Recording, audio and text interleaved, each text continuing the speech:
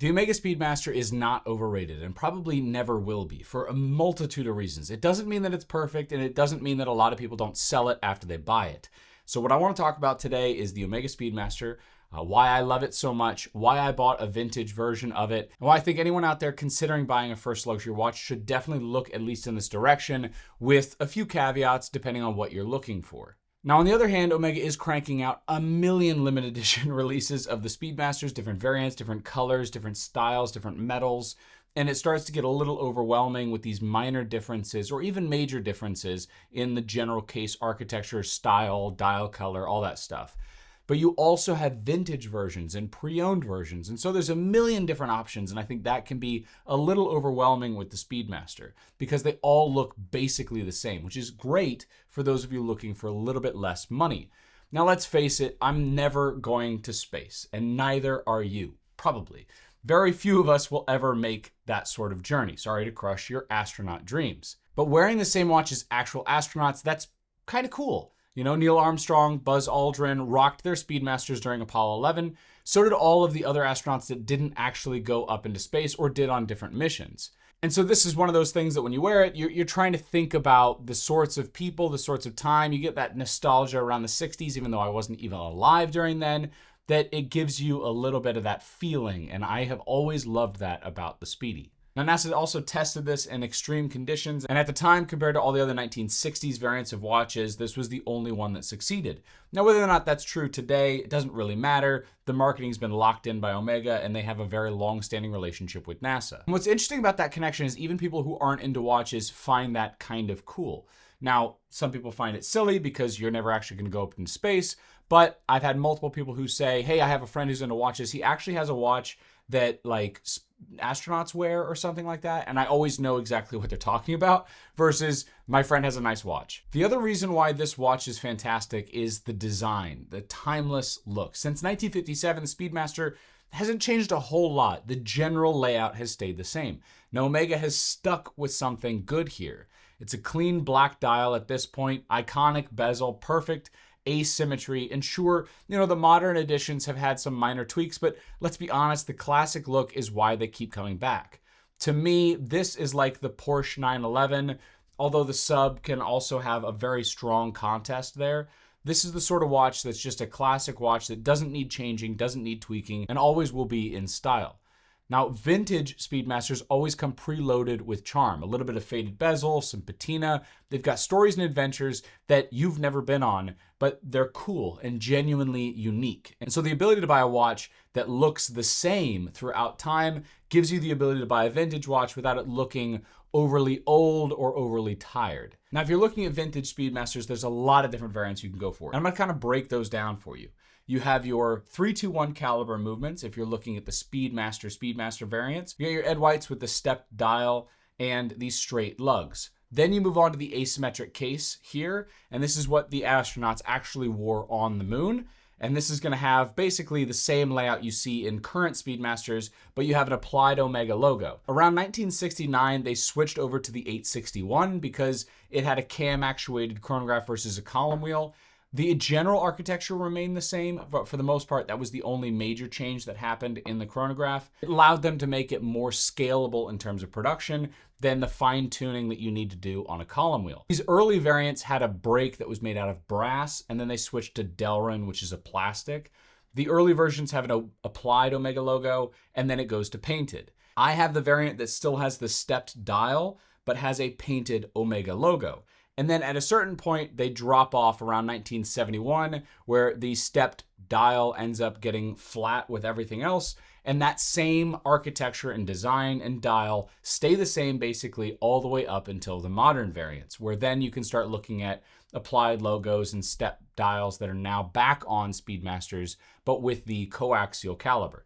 So if you're looking at vintage, personally, the step dial I think adds a lot of interest and a lot of flair, and so I think that that is something that I wanted on mine. But whether or not the Omega logo was applied didn't matter to me.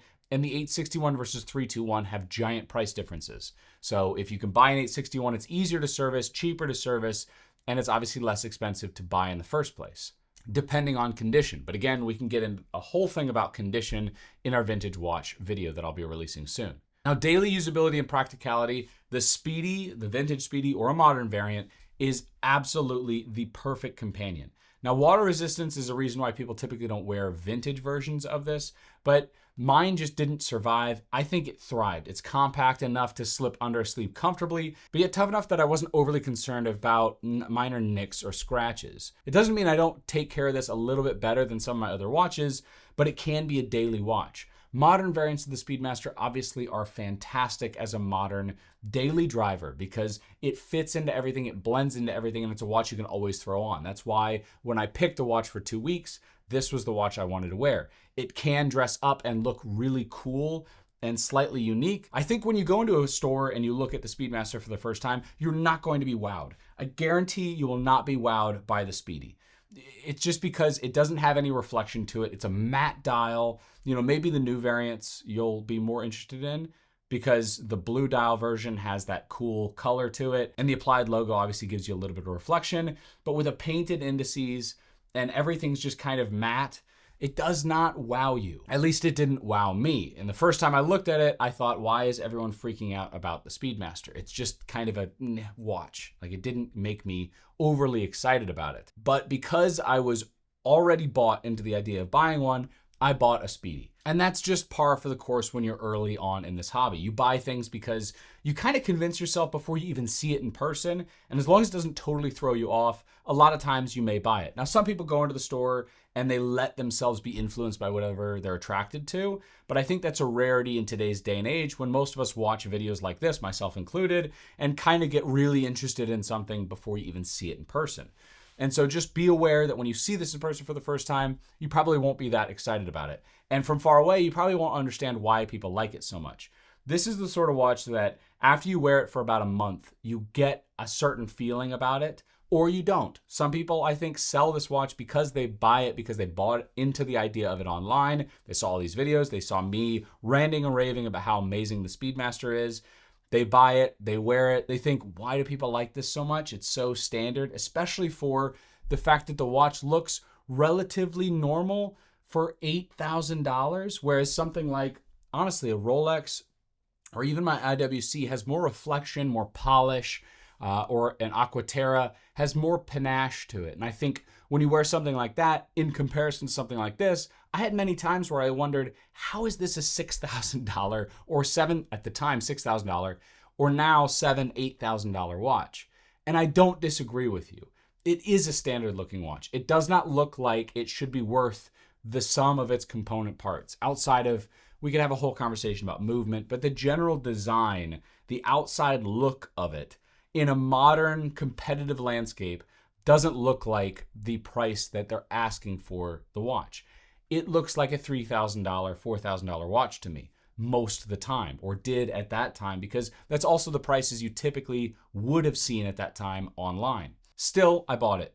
And after I wore it for a while, it changed my mind in many ways. And I've already had multiple videos talking about how much I love the Speedy. But once I got this vintage variant, again, I look at it and I don't know that I see $7,000, but that's the case for most of these watches. The sub is the same way. When I look at that, I don't see a $10,000 watch. It's crazy. Without some gold or some elements that make it obvious that it should be that price, it seems ridiculous.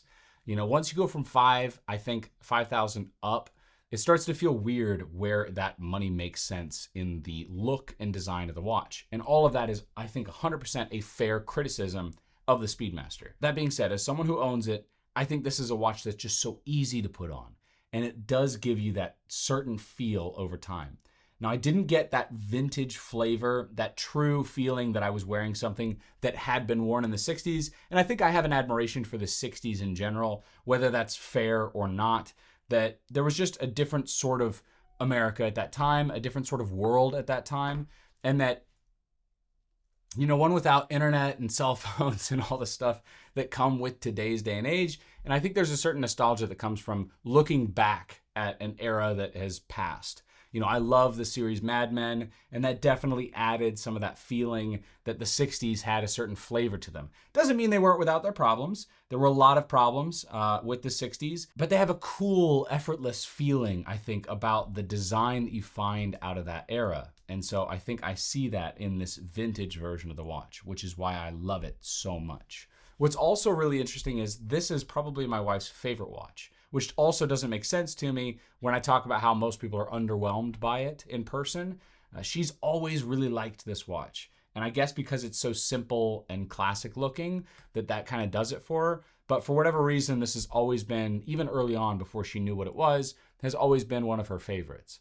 I think someone from an outside perspective, and especially if you have a spouse or a partner, having their approval definitely also elevates the watch in many ways within your collection. And that certainly has happened with me and the Speedmaster as well. But this is the sort of watch that you can easily wear for 2 weeks straight as your only watch on a trip, because that's so weird, I think, for many of us to consider bringing only one watch on a trip. You can do it.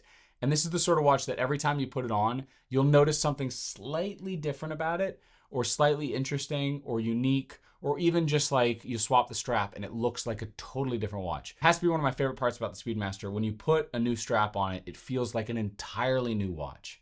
Like the entire thing is just fitting into a different flavor.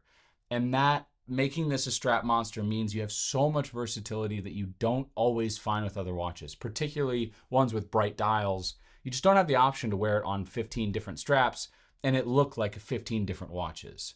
I think that the Speedy, for those out there who are willing to buy a watch that is a little expensive for a general design, that may not be overly loud or ostentatious or vibrant, this is the sort of watch that definitely grows on you. That being said, the only way you find that out is by taking the leap. Unless you can maybe borrow one from a friend and wear it for a little while and see if you enjoy it.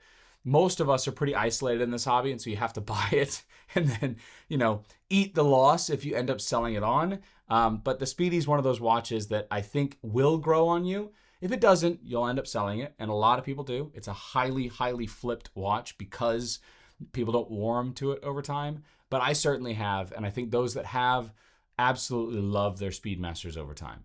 So that is the Omega Speedmaster, and that is why I think it will never be overrated. I think it is one of the best watch designs, if not the best watch design out there, and a watch that I will always have as part of my collection. You don't have to have a Speedmaster in your collection, but I certainly will always have one. What do you guys think about the Omega Speedmaster? Am I wrong? Do you have a different experience? And if you guys are a big Speedy fan, let me know down below. I'll see you in the next one. Take care.